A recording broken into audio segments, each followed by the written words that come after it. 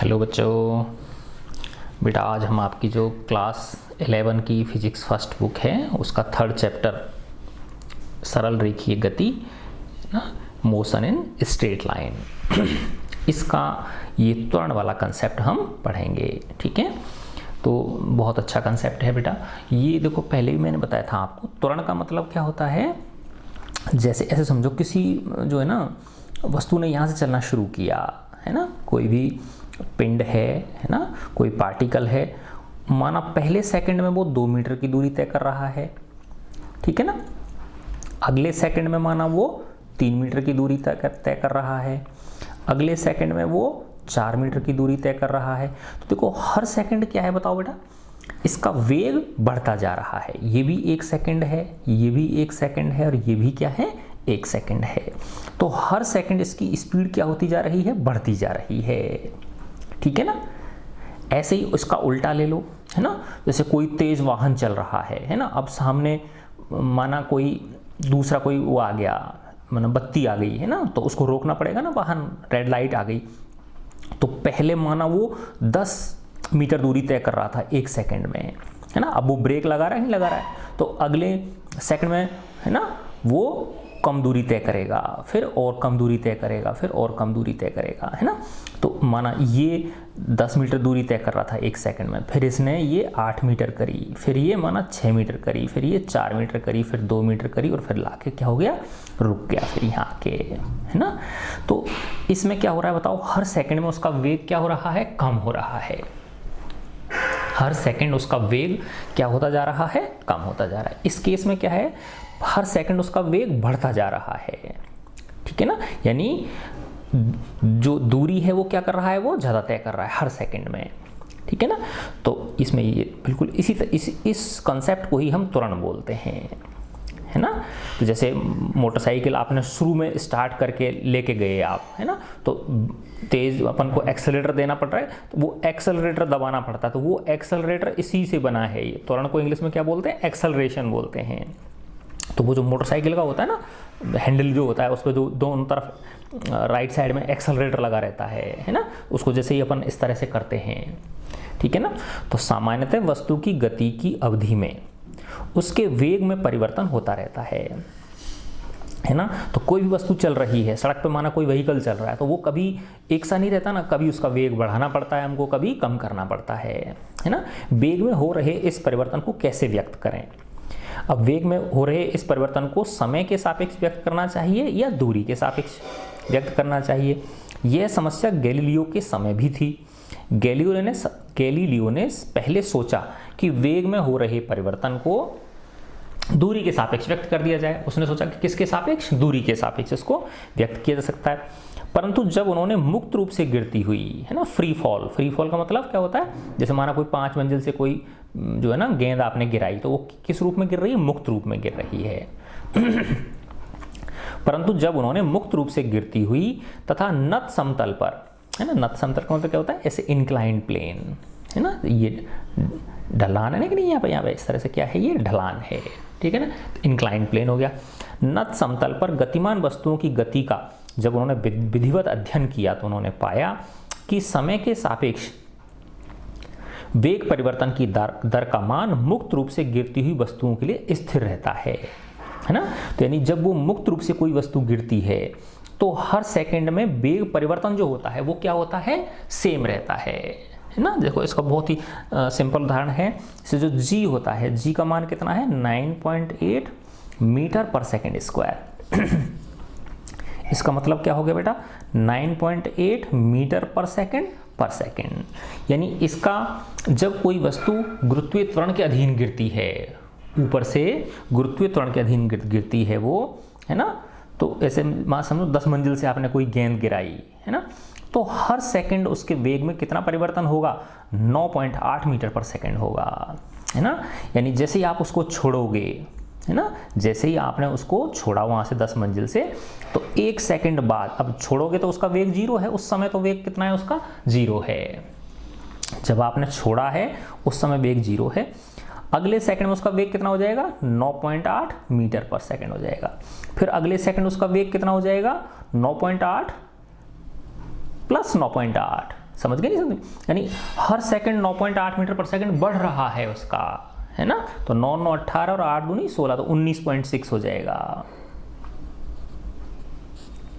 यानी हर सेकंड उसके वेग में समान रूप से परिवर्तन होगा, ठीक है ना।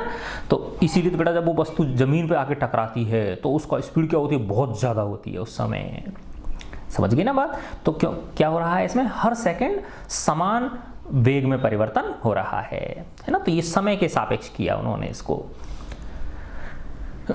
तो समय के सापेक्ष वेग में परिवर्तन की दर का मान मुक्त रूप से गिरती हुई वस्तुओं के लिए स्थिर रहता है, जबकि दूरी के सापेक्ष वस्तु का वेग परिवर्तन स्थिर नहीं रहता, वरन जैसे जैसे गिरती हुई वस्तु की दूरी बढ़ती जाती है वैसे वैसे ये मान घटता जाता है, वेग का मान घटता जाता है। इस अध्ययन ने त्वरण की वर्तमान धारणा को जन्म दिया, जिसके अनुसार त्वरण को हम समय के सापेक्ष वेग में परिवर्तन के रूप में परिभाषित करते हैं, ठीक है ना। तो जब किसी वस्तु का वेग समय के सापेक्ष बदलता है ना, तो हम कहते हैं कि उसमें त्वरण हो रहा है। वेग में परिवर्तन तथा तत्संबंधित समय अंतराल के अनुपात को हम औसत त्वरण कहते हैं, है ना। तो वेग में परिवर्तन की दर, तो वेग में परिवर्तन हो गया ऊपर तो, है ना, यानी अंतिम वेग माइनस फाइनल वेग बटे दर का मतलब समय, लगा समय, ठीक है। तो वेग में परिवर्तन तथा तत्संबंधित समय अंतराल के अनुपात को हम क्या बोलते हैं, औसत त्वरण बोलते हैं। इसे ए बार, है ना, औसत है इसलिए ए के ऊपर बार लगा दिया, तो ए बार क्या हो गया, v2 माइनस v1 बटे t2 माइनस t1। तो v2 क्या है, समय t2 पर वेग है, v1 क्या है, समय t1 पर वेग है। t1 t2 से वैसे कंफ्यूज मत हुआ करो, ऐसे समझो बेटा जैसे माना ये आपने 0 घड़ी लगा रखी है आपने, है ना, और घड़ी का बटन दबा दिया, वैसी होती है ना, अलग तरह की घड़ी होती है ना। तो यहाँ माना t इक्वल टू 0 है और t इक्वल टू 5 सेकेंड बाद आपने कोई चीज़ नापी, है ना, तो ये t1 हो गया और ये t2 हो गया। समझे नहीं समझे बात। माना t इक्वल टू 0 पर किसी वस्तु का वेग 5 मीटर पर सेकेंड है, t इक्वल टू 5 सेकेंड पर इसका वेग माना 15 मीटर पर सेकेंड हो गया, तो ये v1 हो गया, ये v2 हो गया, ये t1 हो गया, ये t2 हो गया। तो v2 माइनस v1 को डेल्टा v वेग में परिवर्तन और t2 माइनस t1 को डेल्टा t समय में परिवर्तन, है ना। तो यहाँ t1 t2 क्षणों पर वस्तु के वेग क्या है, v1 v2 है। यह एकांक समय वेग में औसत परिवर्तन होता है। ये त्वरण का ऐसा ही मात्रक क्या होता है, मीटर पर सेकंड स्क्वायर, है ना। तो देखो मीटर बटे सेकंड स्क्वायर, तो मीटर या सेकंड की पावर -2। वेग समय vt ग्राफ से हम वस्तु का औसत त्वरण निकाल सकते हैं। इस प्रकार के ग्राफ में उस सरल रेखा की प्रवणता के बराबर होता है ना, जो बिंदु v2 t2 को बिंदु v1 t1 से जोड़ती है ना। अगर माना वेग समय ग्राफ है ना, जैसे ये समझो बेटा, इसे इस तरह से, ये आपका वेग समय ग्राफ है, इधर क्या है आपका t है और इधर क्या है आपका v है ना। अब इसमें माना किसी वस्तु का ये v1, ये माना t1 है ना, और ये क्या है बेटा, यहाँ पर ये t2 है ना। ये t1 हो गया समय और ये क्या हो गया आपका t2 समय हो गया। अब ऐसे समझो आप, ये v1 हो गया और ये क्या हो गया, इसका v2 हो गया। तो अब इसको मिला दिया आपने, है ना।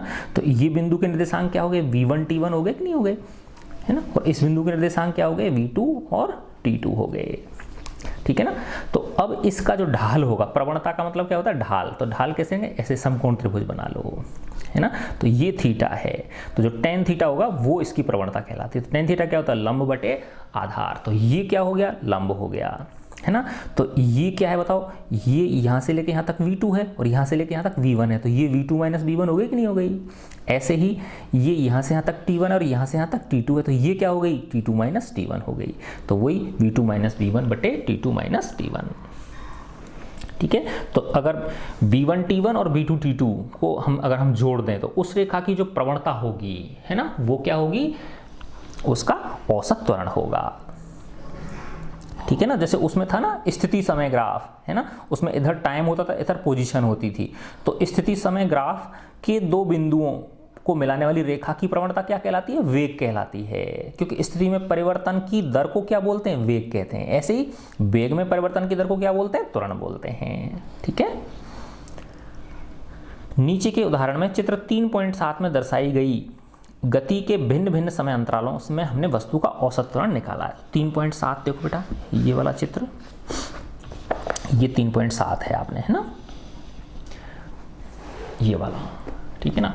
तो इसमें 0 से 10 सेकंड के लिए, है ना, तो देखो पहले इसने निकाला है 0 से 10 सेकंड के लिए, है ना, फिर 10 सेकंड से 18 सेकंड के अंतराल के लिए और 18 सेकंड से 20 सेकंड अंतराल के लिए, है ना। तो देखो 0 से 10 सेकंड देखो अब आप इसमें, है ना, 0 से 10 सेकंड जब आप देखोगे इसके अंदर, है ना, देखो यहाँ से लेके और यहाँ तक ये 10 सेकंड है ना। तो 0 समय है तो वेग भी 0 है इसका, और 10 सेकंड पे वेग क्या होगा, देखो ऐसे जब ऊपर करोगे तो आप ये यहाँ आ जाएगा, तो ये देखो इतना 25 है तो इसको 24 मान लिया इसने, है ना। तो V2 हो गया 24 और V1 क्या हो गया 0, है ना। तो V2 माइनस V1 क्या हो गया 24 माइनस 0, और T2 माइनस T1 क्या हो जाएगा, T2 इसके लिए क्या है 10 सेकंड और T1 क्या है 0, तो ये आ गया 0 से 10 सेकंड के लिए क्या आ गया 24 माइनस 0 बटे 10 माइनस 0, तो 24 बटे 10 कर दो 2.4 मीटर पर सेकंड स्क्वायर। तो यानी इस दौरान, यानी 0 से t बराबर 0 से लेके t बराबर 10 सेकंड के दौरान जो इस वस्तु का वेग है, वो त्वरण जो है वो 2.4 मीटर पर सेकंड स्क्वायर के हिसाब से क्या हो रहा है, बढ़ रहा है, ठीक है ना। ऐसे ही फिर ये देखो आप इसमें दूसरा, है ना, 10 सेकंड से लेके 18 सेकंड के बीच, कब सेकंड क्या है 10 सेकंड से लेके 18 सेकंड के बीच, देखो बेटा ये आपकी 10 सेकंड है और ये क्या है 18 सेकंड है। तो देखो 10 सेकंड पे भी वेग उतना ही है सेम, और 18 सेकंड पे भी वेग क्या है ये सेम है ना, देख लो, क्योंकि ये जितना है 10 सेकंड पे भी उतनी वैल्यू है और 18 सेकंड पे भी इस वेग की, इधर देखोगे ना आप इस तरफ, तो वेग की सेम वैल्यू आएंगी इन दोनों पॉइंट्स के लिए। तो सेम में से सेम घटाओगे तो ऊपर क्या आ जाएगा 0 आ जाएगा, ऊपर क्या आ जाएगा 0 आ जाएगा, ठीक है ना।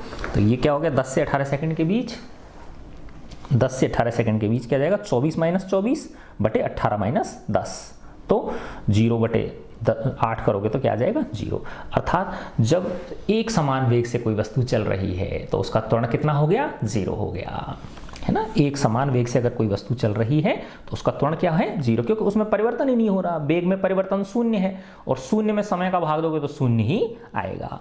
फिर है 18 से 20 सेकंड के दौरान, है ना, तो देखो ये तीसरा है 18 से 20 सेकंड, है ना। तो देखो ये 18 है और ये 20 है, तो 18 पे देखो ये रहा, है ना, और 20 पे कितनी है 0 हो गया कि नहीं हो गया वेग, t बराबर 20 सेकंड पे ये वेग कितना हो गया 0, और t बराबर 18 सेकंड पे वेग कितना है, देखो इसको जब ऐसे ऊपर में लाओगे ना आप इसको, है ना, तो ये 24 है, t इक्वल टू 18 पे कितना है 24 है, और t इक्वल टू 20 पे कितना हो गया 0 हो गया।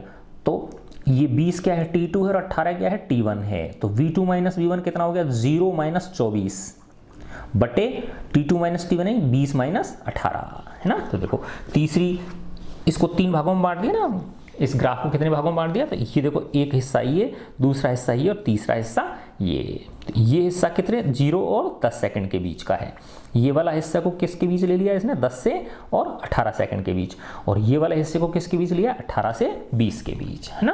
तो 18 से 20 के दौरान क्या हो गया V2 माइनस V1, V2 कितना है 0 है ना, और V1 कितना था 24, तो 0 माइनस 24 बटे T2 माइनस T1 20 माइनस 18, तो ये जब भाग दोगे तो माइनस के 12 आएगा, है ना। त्वरण कैसा है बताओ, ऋणात्मक है ना, त्वरण क्या है ऋणात्मक है, यानी वेग में परिवर्तन जो है वो क्या हो रहा है ना, कम हो रहा है, ठीक है ना, यानी हर सेकंड वेग में परिवर्तन क्या होता जा रहा है, कम होता जा रहा है। इस केस में क्या था, हर सेकंड वेग में परिवर्तन 2.4 मीटर पर सेकंड की दर से बढ़ रहा था, यानी हर सेकंड 2.4 मीटर पर सेकंड वेग बढ़ता जा रहा था, उसकी स्पीड बढ़ती जा रही थी। इस केस में क्या हो रहा है बताओ 12 मीटर पर सेकंड, उसका हर सेकंड वेग क्या हो रहा है बढ़ रहा है, हर सेकंड उसका वेग 12 मीटर पर सेकंड क्या हो रहा है घट रहा है, इस केस में थर्ड केस में, ठीक है ना। अच्छा अब देखो ये चित्र 3.3 में दर्शाई गई गति के संगत समय के फलन के रूप में वस्तु का त्वरण, है ना। अब समय के रेस्पेक्ट में ये त्वरण कैसे चेंज हो रहा है, तो देखो बेटा अपने देखा था ना कि 0 से लेकर 10 सेकंड तक त्वरण क्या हो रहा है बढ़ रहा है ना, बढ़ता जा रहा है। तो देखो ये बढ़ता हुआ है, ये त्वरण है। अब यहाँ पे x अक्ष पे क्या है समय है, y अक्ष पे क्या है त्वरण है। तो देखो हर सेकंड इसका 2.4 बढ़ता जा रहा है कि नहीं बढ़ता जा रहा है ना, तो ये 2.4 के उससे बढ़ता जा रहा है। तो 10 पे कितना हो गया ये यहाँ पे है ना, देखो बेटा इसको देखोगे ना आप, यानी 0 से लेके और 10 सेकंड के बीच, है ना, इसका त्वरण जो है वो क्या हो रहा है, हर सेकंड, मतलब इसकी त्वरण कांस्टेंट है। कांस्टेंट का मतलब क्या है, 2.4 फिक्स है उसका त्वरण, है ना, यानी उसके वेग में परिवर्तन जो है वो हर सेकंड 2.4 मीटर पर सेकंड से के हिसाब से हो रहा है, ठीक है ना। तो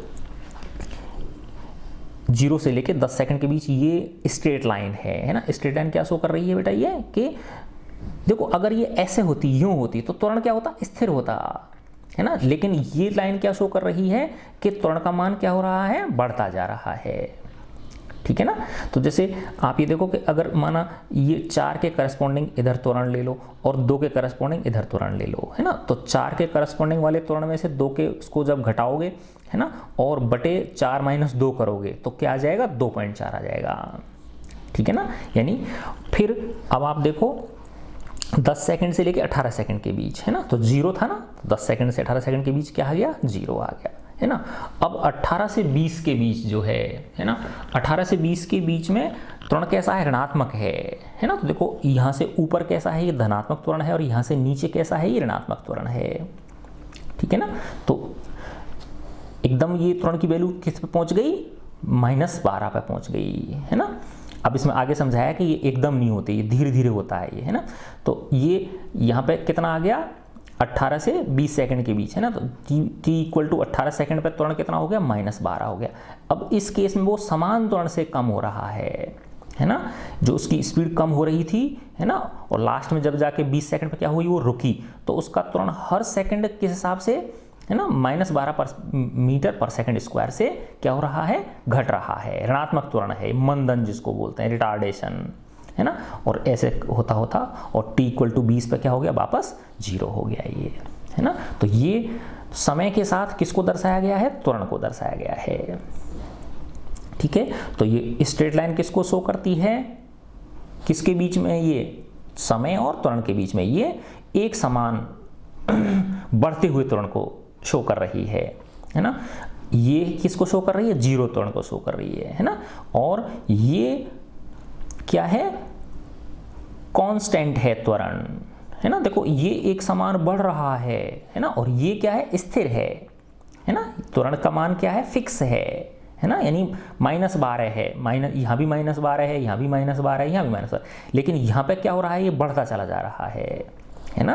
देखो जैसे 2 पे देखोगे तो ये इतना है, फिर 4 सेकंड पे देखोगे तो ये त्वरण का मान इतना हो गया, 6 सेकंड पे देखोगे त्वरण का मान इतना हो गया, 8 सेकंड पे देखोगे तो त्वरण का मान कितना हो गया, इतना हो गया, 10 सेकंड पे देखोगे तो त्वरण का मान कितना हो गया, इतना हो गया। तो यानी हर सेकंड ये त्वरण क्या होता चला जा रहा है, बढ़ता चला जा रहा है ना। और ये जो था ना 0 से 10 सेकंड के बीच जो निकाला था 2.4, ये एवरेज त्वरण है, ये क्या है, औसत त्वरण है, ठीक है। अब आते हैं अपन तात्क्षणिक त्वरण, है ना। जैसे अब तात्क्षणिक वेग था, है ना, तो वैसे ही क्या होता है, तात्क्षणिक त्वरण या इंस्टेंटेनियस एक्सेलरेशन। जिस प्रकार हमने पूर्व में तात्क्षणिक वेग की व्याख्या की है, उसी प्रकार हम तात्क्षणिक त्वरण को भी परिभाषित करते हैं। वस्तु के तात्क्षणिक त्वरण को a से चिन्हित किया जाता है। तो a बार जो होता है वो तो औसत त्वरण को, और सिर्फ a जो है वो किसको, तात्क्षणिक त्वरण को, इंस्टेंटेनियस एक्सेलरेशन को शो करता है ये। तो जैसे वेग क्या होता था बताओ, देखो वेग क्या होता था, limit delta t tends to 0, और इधर क्या आता था, डेल्टा x/डेल्टा t, है ना। स्थिति आती थी ऊपर, स्थिति में परिवर्तन, और अब त्वरण के लिए क्या आ जाएगा, वेग में परिवर्तन।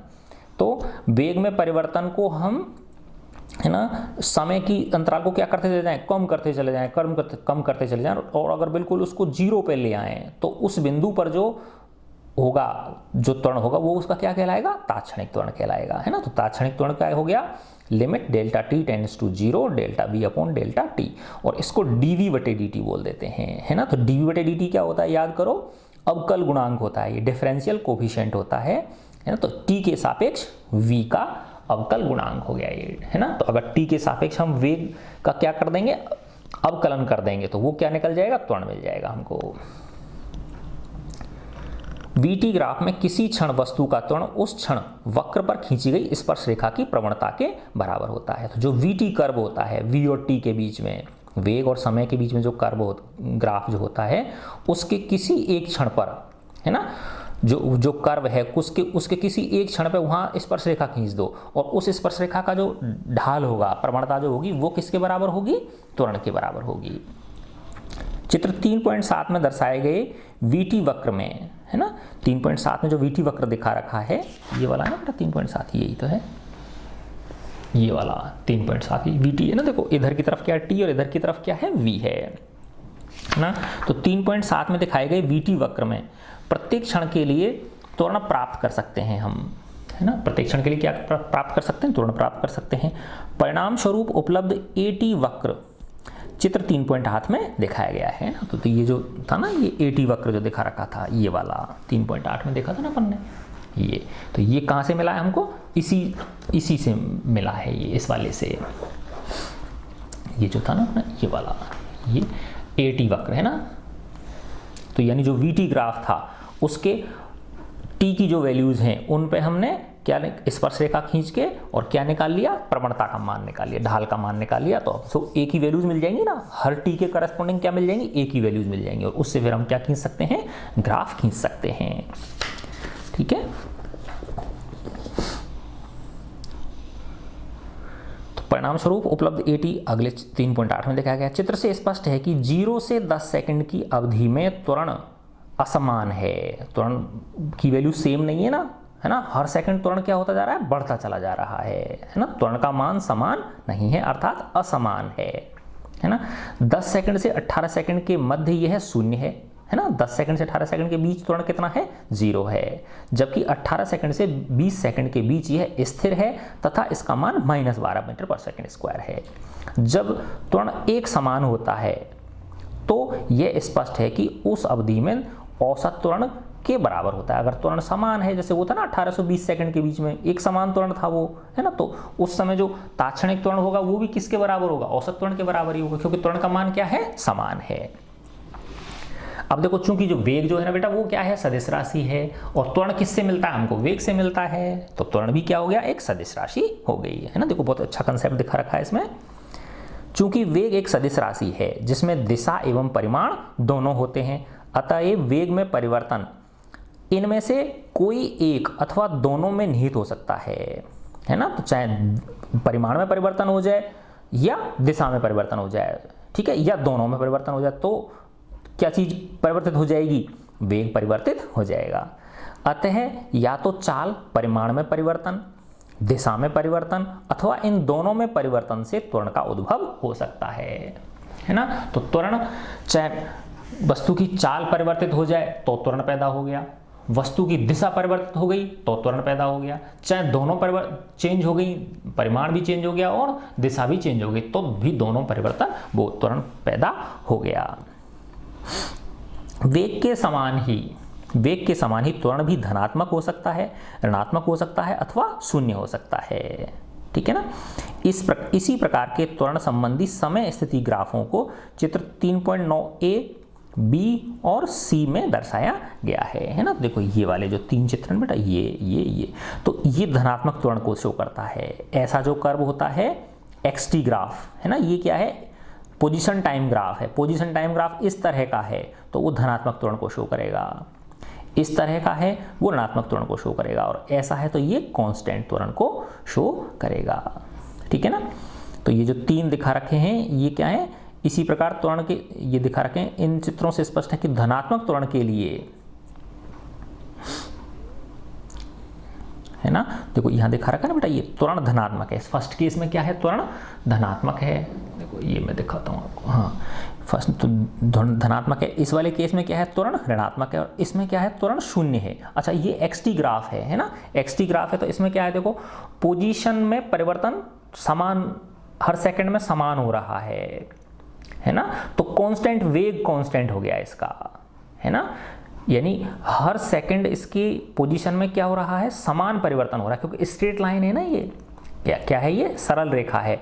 तो अगर position time graph straight line होती है तो उसका वेग कांस्टेंट होता है। क्या होता है बेटा? उसका वेग कांस्टेंट। और जब अगर वेग कांस्टेंट हो गया तो त्वरण 0 हो गया। ठीक है ना। तो ये पॉजिटिव एक्सेलरेशन को, ये नेगेटिव एक्सेलरेशन को, और ये किसको शो कर रही है? 0 एक्सेलरेशन को शो कर रही है। ठीक है। तो ये XT ग्राफ है तीनों, पोजीशन टाइम ग्राफ हैं ये। तो चित्रों से स्पष्ट है कि धनात्मक त्वरण के लिए, है ना, अगर त्वरण कैसा है, धनात्मक है ना, धनात्मक त्वरण के लिए xt ग्राफ ऊपर की ओर वक्रित होता है, ये अपवार्ड कर्व होता है, इसमें ऐसे अपवार्ड ऊपर की ओर उठा हुआ होता है ये, ठीक है ना, धनात्मक एक्सेलरेशन के लिए।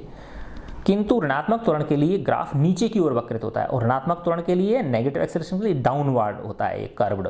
कैसे होता है ये? डाउनवर्ड कर्व्ड होता है, ठीक है ना। शून्य त्वरण के लिए xt ग्राफ क्या होता है? एक सरल रेखा होती है ना। xt ग्राफ क्या है? एक सरल रेखा है, तो त्वरण क्या है? 0।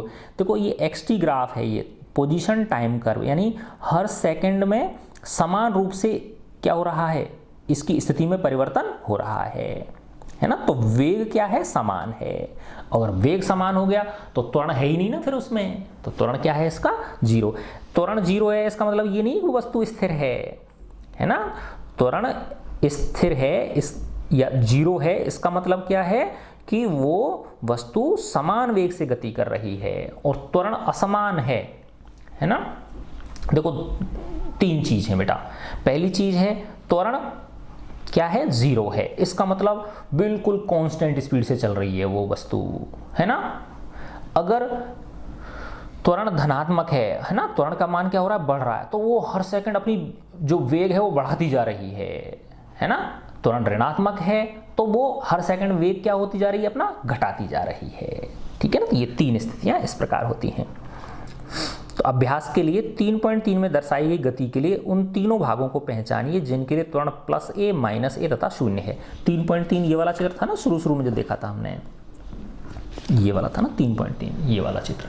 तो ये कह रहे हैं कि इसमें बताओ आप कौन से में त्वरण धनात्मक है, कौन से में त्वरण 0 है, और कौन से में त्वरण ऋणात्मक है। तो देखो बेटा, ये अपवार्ड कर्व है ना, यहाँ से लेके यहाँ तक 0 से लेके, है ना, t = 0 से लेके t = 10 सेकंड्स तक ये कैसा है? ऊपर की ओर वक्रित है। तो यहाँ से लेके यहाँ तक क्या है बताओ? धनात्मक त्वरण है। और यहाँ से लेके यहाँ तक ये क्या है बताओ? ये xt कर्व है ना, ये पोजीशन है, और ये क्या है? टाइम। और ये ऐसा है, तो ये इस केस में क्या है? समान वेग से चल रही है वस्तु, तो त्वरण क्या हो गया? 0 हो गया, है ना। तो t = 10 से लेके t = 18 सेकंड्स तक त्वरण की वैल्यू क्या है? 0 है। और फिर यहाँ से लेके t = 18 से लेके t = 20 तक ये डाउनवर्ड स्लोप है ना इसका, है ना, नीचे की ओर वक्रित है ये। तो ये कैसा हो गया? नेगेटिव एक्सेलरेशन हो गया, ऋणात्मक त्वरण हो गया। तो यहाँ से लेके यहाँ तक धनात्मक त्वरण, यहाँ से लेके यहाँ तक 0 त्वरण, और यहाँ से लेके यहाँ तक इसका ऋणात्मक त्वरण है, ठीक है। तो यही कह रहा है भाई, उसको बताओ आप, है ना।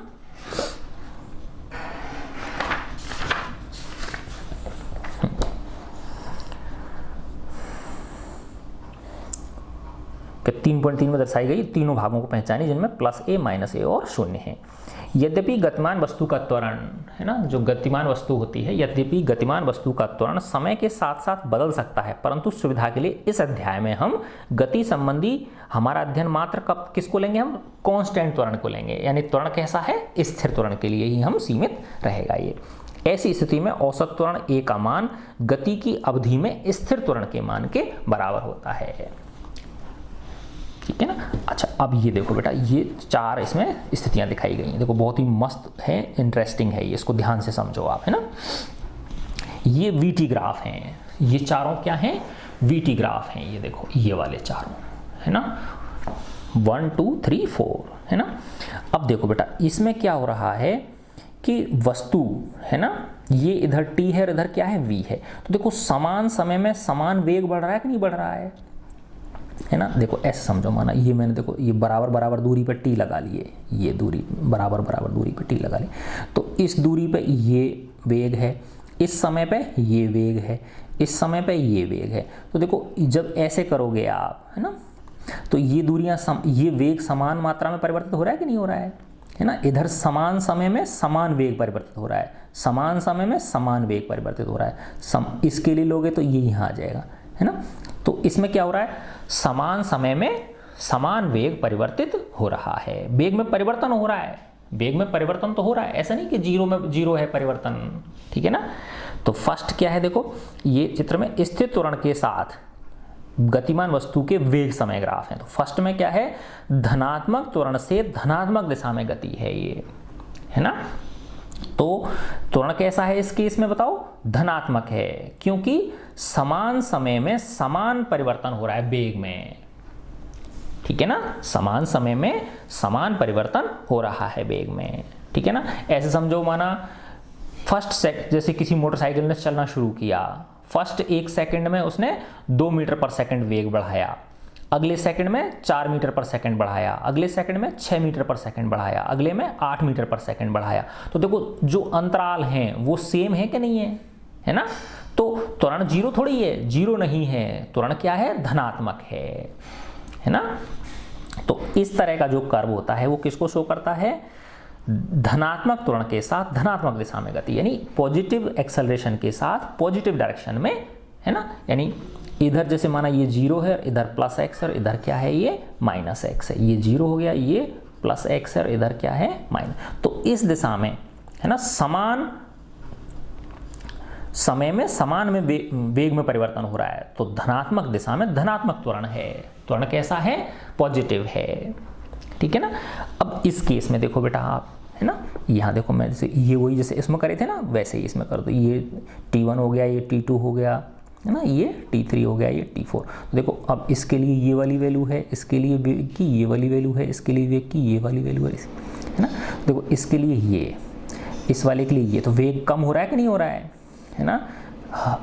वेग क्या हो रहा है? कम हो रहा है। लेकिन एक चीज़ देखो आप कि समान समय में समान वेग कम हो रहा है। ये टुकड़ा, ये वाला टुकड़ा, ये वाला टुकड़ा, तो इधर समान समय में समान वेग कम हो रहा है। कम हो रहा है ना, तो वेग कम हो रहा है, तो इसका मतलब क्या हो रहा है बताओ, है ना, कि v2 माइनस v1 जब करोगे तो देखो ये v1 है और ये v2 है, तो v2 जो है वो v1 से कम है कि नहीं है? तो जब v2 में से v1 घटाओगे तो ऋणात्मक आएगी ऊपर वैल्यू, है ना, लेकिन नीचे तो धनात्मक ही आएगी। माना ये 0 है, ये 2 सेकंड है, ये 4 सेकंड है ना? तो समय जो हर है वो तो क्या आएगा? धनात्मक आएगा, लेकिन ऊपर जो है न्यूमरेटर जो है, अंश जो है, वो उसमें क्या आ जाएगी? ऋणात्मक वैल्यू आ जाएगी। तो ये त्वरण क्या आ गया? ऋणात्मक आ गया, है ना?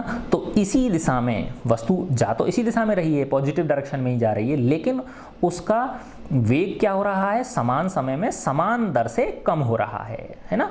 तो धनात्मक दिशा में ऋणात्मक त्वरण से गति हो गई।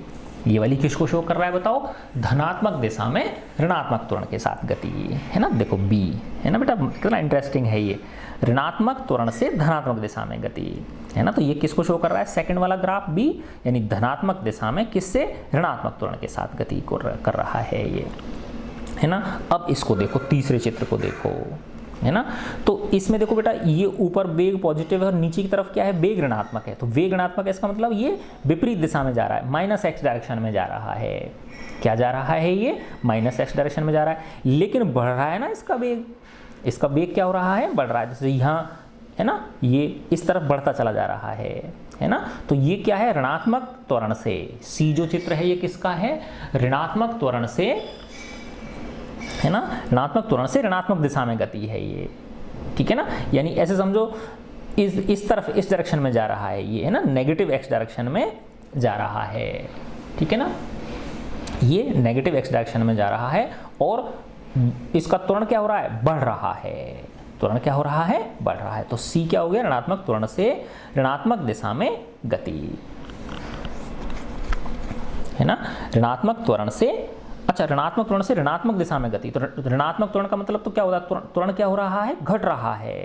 त्वरण क्या हो रहा है? घट रहा है। तो सी है ऋणात्मक त्वरण से ऋणात्मक दिशा में गति, ठीक है ना? देखो कैसे ऋणात्मक त्वरण क्यों है ये, है ना? क्यों? देखो ऐसे समझो बेटा, यहाँ ये माना -8 है और ये क्या है? -10 है ना? और इसके लिए ये T1 हो गया और ये क्या हो गया? इसका T2 हो गया। माना ये 2 सेकंड है और ये 4 सेकंड है ना? तो जब V2 माइनस V1 करोगे तो क्या होगा बताओ? देखो -10, V2 क्या है हमारा? -10, माइनस V1 क्या है? -8 बटे क्या हो गया? 4 - 2, है ना? तो -10 और माइनस माइनस क्या हो गया? प्लस के 8, तो -10 + 8 बटे क्या हो गया? 2, तो ये क्या आ गया? -2 बटे 2, यानी -1। तो ऋणात्मक त्वरण हुआ कि नहीं हुआ? त्वरण कैसा हुआ? ऋणात्मक त्वरण, यानी मंदन है, ठीक है ना? तो ऋणात्मक दिशा में ऋणात्मक त्वरण के साथ गति, सी जो है ये, है ना? अब ये जो डी वाला कर्व है ना, ये जो डी कर्व है ये क्या है? ऋणात्मक त्वरण के साथ वस्तु की गति जो समय t1 पर दिशा बदल लेती है ना। ऋणात्मक त्वरण के साथ देखो ये इस वाले जो सेकंड वाला है ना, इससे इसकी मैचिंग हो रही नहीं हो रही है, देखो ये वाला है ना, ऐसा ही है ना ये कर्व। तो ये कर्व कैसा था बताओ, ये धनात्मक दिशा में ऋणात्मक त्वरण से गति थी ना, है ना, दिशा तो थी धनात्मक और त्वरण कैसा था, ऋणात्मक। तो 0 से लेकर t1 सेकंड तक तो वो धनात्मक दिशा में ऋणात्मक त्वरण से गति करता है, लेकिन t1 पे अपनी दिशा बदल लिया इसने, क्योंकि t1 पे क्या हो गया, वेग ऋणात्मक हो गया कि नहीं होगा, t1 पे क्या हो गया बेटा, इसका वेग ऋणात्मक हो गया। तो इसका मतलब क्या हो गया, उसने दिशा बदल ली, लौट आया वो वहां से, है ना। तो देखो इसमें ये d में जो दिखा रखा है, ऋणात्मक त्वरण के साथ वस्तु की गति जो समय t1 पर दिशा बदल लेती है ना। तो इसलिए 0 से t1 समयावधि में यह धनात्मक x की दिशा में गति करती है, जबकि t1 व t2 के मध्य वह विपरीत दिशा में गतिमान है। ठीक है ना। तो ये 4 कंडीशंस हो गई बेटा, है ना। तो 4 विभिन्न स्थितियों के लिए vt कर्व इस तरह के होते हैं। तो यदि क्षण t = 0 पर वस्तु का वेग v0 तथा t क्षण पर उसका वेग v हो, तो त्वरण क्या होता है, a बार क्या होता है, v माइनस v0 बटे t माइनस 0। ठीक है ना। तो ये क्या हो जाएगा, v माइनस v, जब इसको गुणा करोगे ना बेटा, इसके नीचे 1 लगा लोगे, वज्र गुणा करोगे तो v माइनस v0 बराबर क्या हो जाएगा, at हो जाएगा। तो v माइनस v0 बराबर at, तो v बराबर क्या हो गया, v0 प्लस at। जब इसको हल करोगे ना, है ना, देखो v माइनस v0 बराबर क्या हो जाएगा, a को किससे गुणा जाएगा, t से, क्योंकि माइनस 0 तो कोई मतलब नहीं है। तो v माइनस v0 बराबर at, तो v बराबर क्या हो गया, v0 फिर तो चला जाएगा राइट साइड में, तो v बराबर v0 प्लस at, ये आ गया, है ना। तो ये v क्या है बताओ, v क्या है, समय t पर वेग है, और ये v0 क्या है, जब समय क्या है, t = 0 है, यानी इनिशियल पॉइंट पे है। अब हम देखेंगे कि कुछ सरल उदाहरणों में वेग समय ग्राफ कैसा दिखलाई देता है। चित्र 3.10 में, यानी ये इसी को, ये जो 4 दिखाए ना मैंने, उसी को बताना चाह रहा है। ये जो 4 चित्र थे ना, उसी का ही ये एक्सप्लेनेशन है ये नीचे। तो अब हम देखेंगे कि कुछ सरल उदाहरणों में वेग समय ग्राफ कैसा दिखाई देता है। चित्र 3.10 में स्थिर त्वरण के लिए, ये ऊपर वाला चित्र 3.10 ही है, यही तो है 3.10, देखो ये रहा, है ना। तो 3.10 में स्थिर त्वरण के लिए 4 अलग अलग स्थितियों में, है ना, स्थिर त्वरण है ना, त्वरण समान रूप से बढ़ रहा है या समान रूप से घट रहा है। ठीक है ना। स्थिर त्वरण के लिए 4 अलग अलग स्थितियों में vt ग्राफ दिखाए गए हैं। कोई वस्तु धनात्मक दिशा में, तो फर्स्ट क्या था, है ना, यही था ना बेटा, धनात्मक दिशा में धनात्मक त्वरण के साथ गति, है ना। तो कोई वस्तु धनात्मक दिशा में धनात्मक त्वरण से गतिमान है। उदाहरण के लिए t = 0 से t = 10 सेकंड की, जो शुरू का चित्र था ना 3.3, उसमें t = 0 से लेकर t = 10 सेकंड के बीच की जो अवधि थी कार की, तो उसमें क्या है बताओ, धनात्मक दिशा में जा रही है वो, और धनात्मक त्वरण के साथ जा रही है, यानी हर समान रूप से त्वरण क्या होता जा रहा है, उसका बढ़ता जा रहा है। सेकंड है, कोई वस्तु धनात्मक दिशा में ऋणात्मक त्वरण से गतिमान हो, यानी दिशा तो क्या है, धनात्मक है, लेकिन त्वरण कैसा है उसका, ऋणात्मक है। तो ये कौन सा हो गया, 18 से 20 सेकंड वाला हो गया, जब उसमें ब्रेक लग रहे हैं, क्या लग रहे हैं उसके अंदर, ब्रेक लग रहे हैं। तो कोई वस्तु धनात्मक दिशा में ऋणात्मक त्वरण से गतिमान है ना। तो दिशा तो क्या है, धनात्मक ही है, तो आगे जाके लास्ट में क्या होती है, वो रुक जाती है, जा तो रहा है वो, लेकिन ब्रेक लगा दिए उसने। ठीक है ना।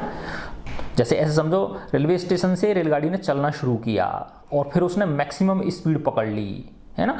तो जब तक चलना शुरू किया और जहां तक उसने मैक्सिमम स्पीड पकड़ी, तो वो ये ए हो गया, ए पार्ट हो गया, यानी धनात्मक दिशा में धनात्मक त्वरण के साथ गति, है ना। और फिर कुछ दूरी क्या करेगी, वो समान वेग से चलेगी, तो फिर वो कांस्टेंट वेग हो गया कि नहीं हो गया, है ना, कांस्टेंट वेग हो गया। ये वाला जो चित्र है ना बेटा, इसमें कार से इसकी तुलना कर सकते हो या ट्रेन से तुलना कर सकते हो, आप रेलगाड़ी से भी इसकी तुलना कर सकते हो, है ना। जैसे ये है ना, तो यहाँ से लेके यहाँ तक तो वो रेलगाड़ी क्या पकड़ रही है, स्पीड पकड़ रही है, फिर यहाँ से लेके यहाँ तक वो एक समान स्पीड से चल रही है, और फिर यहाँ से लेके यहाँ तक वो क्या करती है बताओ, वो ब्रेक लगाना शुरू कर देती है।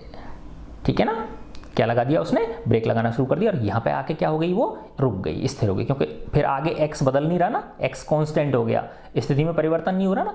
ऐसा xt ग्राफ जो होता है इस तरह का, है ना, तो वो वस्तु क्या होती है, स्थिर होती है, क्योंकि समय के साथ इधर x है और इधर क्या है, t है, समय के साथ x में परिवर्तन नहीं हो रहा ना, तो वस्तु क्या हो गई? स्थिर। तो यहाँ आके वस्तु क्या हो गई? स्थिर हो गई। तो ये यहाँ से ट्रेन ने चलना शुरू किया, स्पीड पकड़ती चली गई, पकड़ती चली गई, पकड़ती चली गई और यहाँ पे पहुँच गई, है ना, मैक्सिमम स्पीड उसने पकड़ ली। फिर मैक्सिमम स्पीड से लगातार वो यहाँ तक चल रही है ना। तो इसमें क्या है, वो उसने वेग क्या है उसका कांस्टेंट हो गया, है ना, वेग क्या हो गया उसका कांस्टेंट हो गया। त्वरण क्या हो गया इस केस में? 0 हो गया।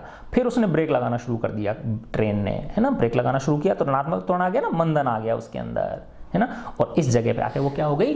रुक गई, है ना। तो ये जो 4 दिखाए ना बेटा, ये वही कहना चाह रहा है। तो बी ये वाला हो गया, ठीक है। तो कोई वस्तु धनात्मक दिशा में ऋणात्मक त्वरण से गतिमान है, तो उदाहरण में 3.3 में t = 18 सेकंड से लेकर t = 20 सेकंड के बीच की अवधि। फिर है सी, कोई वस्तु ऋणात्मक दिशा में ऋणात्मक त्वरण से गतिमान है ना, ऋणात्मक दिशा में ऋणात्मक त्वरण से, अर्थात 3.1, अब वो शुरू का चित्र था उससे भी पहले वाला, O से x की दिशा की ऋण दिशा में त्वरित होती कार, है ना, ऋणात्मक दिशा में ऋणात्मक त्वरण से गति, है ना। जैसे ये 3.1 शुरू का था, ऋणात्मक दिशा में जा रहा है वो, है ना, ये वाला 3.1, है ना, ये है 3.1, है ना। तो ये इसका 0 है ना। तो इस दिशा में, ऋणात्मक दिशा में, है ना, यहां से लेके और इस नेगेटिव डायरेक्शन में, इस दिशा में, ठीक है ना, जा रही है वो, है ना। तो ऋणात्मक दिशा में ऋणात्मक त्वरण से गति कर रही है, ठीक है ना। फिर डी जो है लास्ट वाला आपका, कोई वस्तु पहले t1 समय में धनात्मक दिशा में चलती है ना। तो ये था ना बेटा, ये जो ग्राफ था आपका, कोई वस्तु t1 समय तक तो क्या चलती है, वो धनात्मक दिशा में ऋणात्मक त्वरण से चल रही है ना। और फिर t1 पे क्या कर ली उसने? दिशा बदल ली, है ना, और फिर वो ऋणात्मक त्वरण से गति कर रही है ना। तो देखो यही दिखाना चाह रहे हैं वो। डी में क्या है, कोई वस्तु पहले t1 समय तक धनात्मक दिशा में चलती है और फिर ऋणात्मक दिशा में ऋणात्मक त्वरण के साथ गतिमान है। उदाहरण के लिए 3.1 में कार का t1 समय तक, है ना, t1 समय तक O से Q बिंदु तक मंदन के साथ जाना, है ना। O से Q तक किसके साथ जाए? वो मंदन के साथ जाए, फिर मुड़कर उसी ऋणात्मक त्वरण के साथ t2 समय तक चलते रहना, है ना। तो जो ये O से लेके Q तक मंदन के साथ जाए, ये है ना, देखो ऐसे ही है ना। O से लेके Q तक किसके साथ जाए वो, है ना, O से लेके Q तक मंदन के साथ, है ना, ऋणात्मक त्वरण के साथ जाए, है ना। फिर यहाँ पे क्या कर लेगी?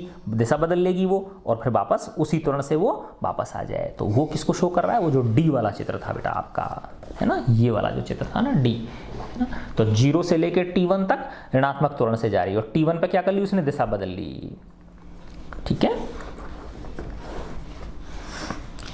अच्छा, अब देखो ये बहुत ही एक मजेदार चीज है कि एक इंपॉर्टेंट कैरेक्टरिस्टिक होती है बेटा, कि जो वीटी ग्राफ होता है ना, उसके द्वारा जो घेरा गया क्षेत्रफल है ना, वीटी ग्राफ का के द्वारा जो घेरा हुआ क्षेत्रफल होता है वो विस्थापन को शो करता है। अब तुम कहोगे अरे यार ये क्या, क्षेत्रफल में और विस्थापन में क्या संबंध हो गया, है ना। यानी वीटी जो ग्राफ होता है उसका जो क्षेत्रफल होता है वो किसको शो करता है? विस्थापन को, है ना। क्योंकि देखो बेटा ये वीटी ग्राफ है, इधर टी है, इधर क्या है? वेग है ना। तो इसका जो क्षेत्रफल होगा इस आयत का, ये घिरा हुआ क्षेत्रफल हो गया कि नहीं हो गया? तो आयत का क्षेत्रफल क्या होता है? लंबाई गुणा चौड़ाई। देखो यहां से लेके ये लंबाई क्या है? टी को व्यक्त कर रहा है ना, समय को, है ना। तो टी है, ठीक है ना, और ये क्या है? इसकी चौड़ाई है। चौड़ाई किसको शो कर रही है? वेग को शो कर रही है। तो टी इंटू वेग, है ना। अब टी क्या होता है? सेकंड होता है, और वेग क्या होता है बेटा? मीटर पर सेकंड होता है कि नहीं होता है? तो सेकंड से सेकंड कट गया तो क्या आ गया? मीटर आ गया। तो मीटर किसको शो करेगा बताओ? मीटर क्या है? विस्थापन की इकाई है कि नहीं है ना। तो वीटी जो कर्व होता है उसके द्वारा जो घेरा हुआ क्षेत्रफल होता है वो किसको शो करता है? विस्थापन को, है ना। तो यही दिखा रखा है यहाँ पे। देखो किसी गतिमान वस्तु के वेग समय ग्राफ का एक महत्वपूर्ण लक्षण है कि वीटी ग्राफ के अंतर्गत आने वाला क्षेत्रफल वस्तु का विस्थापन व्यक्त करता है। ये इस कथन की सामान्य उत्पत्ति के लिए अवकलन गणित की आवश्यकता होती है ना, डिफरेंशियल कैलकुलस की जरूरत पड़ती है हमको। फिर भी सुगमता के लिए एक स्थिर वेग u से गतिमान वस्तु पर विचार करके इस कथन की सत्ता को प्रमाणित कर सकते हैं। इसका वेग समय ग्राफ इसमें दिखाया गया है ये, है ना। अब इसमें देखो आप, चित्र VT वक्र समय अक्ष के समांतर एक सरल रेखा है। t = 0 से t = T के मध्य इस रेखा के अंतर्गत आने वाला क्षेत्रफल उस आयत के क्षेत्रफल के बराबर है जिसकी ऊंचाई तो क्या है, u है ना, ऊंचाई u है तथा आधार क्या है उसका t है। तो क्षेत्रफल क्या हो गया, u × t हो गया, जो इस समय में वस्तु के विस्थापन को व्यक्त करता है। कोई क्षेत्रफल दूरी के बराबर कैसे हो सकता है बताओ, सोचो। तो दोनों निर्देशांक अक्षों के अनुदिश जो राशियां अंकित की गई हैं, यदि आप उनकी विमाओं को ध्यान देखेंगे, तो ये विमाओं से किया था ना मैंने बेटा, है ना, क्योंकि टाइम की विमा क्या होती है, सेकंड, वेग की विमा क्या होती है, मीटर पर सेकंड, सेकंड से सेकंड कट जाता है तो क्या निकल के आ जाता है, मीटर निकल के आ जाता है ना। तो यदि आप उनकी विमाओं पर ध्यान देंगे तो आपको इस प्रश्न का उत्तर मिल जाएगा, है ना। अच्छा, अब एक चीज और है बेटा, देखो इसमें, इस वीडियो में हम इतना ही करेंगे, फिर आगे अगले वीडियो में 2 वीडियो और बनेंगे बेटा आपके इस चैप्टर के, ठीक है, 2 या 3, ठीक है। ध्यान दीजिए कि इस अध्याय में अनेक स्थानों पर खींचे गए xt कर्व हों या vt कर्व हों या at कर्व हों। देखो ये क्या हो गया, position time graph, velocity time graph या त्वरण समय ग्राफ, एक्सेलरेशन टाइम ग्राफ में कुछ बिंदुओं पर तीक्ष्ण मोड़ हैं, है ना। इसका आशय यह है कि दिए गए फलनों का इस बिंदुओं पर अवकलन नहीं किया जा सकता, डिफरेंशियल इनको नहीं कर सकते, परंतु किसी वास्तविक परिस्थिति में सभी ग्राफ निष्कोण वक्र होते हैं, है ना। तो देखो इसमें क्या है, एकदम कर्व है ना, जैसे इस तरह से ऐसे है, तो कर्व है कि नहीं है, ये वो था ना बेटा आपका इस तरह का जो कर्व था, तो देखो इस पे एकदम कर्व आ गया कि नहीं आ गया, ऐसे ही इस पे तो कोण बन गया कि नहीं बन गया, इनके बीच में क्या बन गया, इनके बीच में कोण बन गया। जबकि एक्चुअल स्थिति में क्या होता है, निष्कोण होते हैं, ये ऐसे होते हैं, है ना। तो यहाँ और इन बिंदुओं के बीच में कोई कोण नहीं बनता, है ना। तो इसलिए इनका, अतः उनके सभी बिंदुओं पर फलनों का अवकलन प्राप्त किया जा सकता है, क्योंकि एक्चुअल में ग्राफ इस तरह के होते हैं, ऐसे नहीं होते, है ना, एकदम दिशा नहीं। जैसे एक वो दिखाया था ना, इस तरह का था, ऐसे नीचे गया, फिर ऐसे गया, फिर एकदम ऊपर आ गया, है ना। तो ऐसे शार्प कर्व नहीं होते कभी भी, है ना, यानी इस तरह के ऐसे यूं होते हैं वो, है ना, यानी एक तरह से स्मूथ कर्व, ठीक है ना।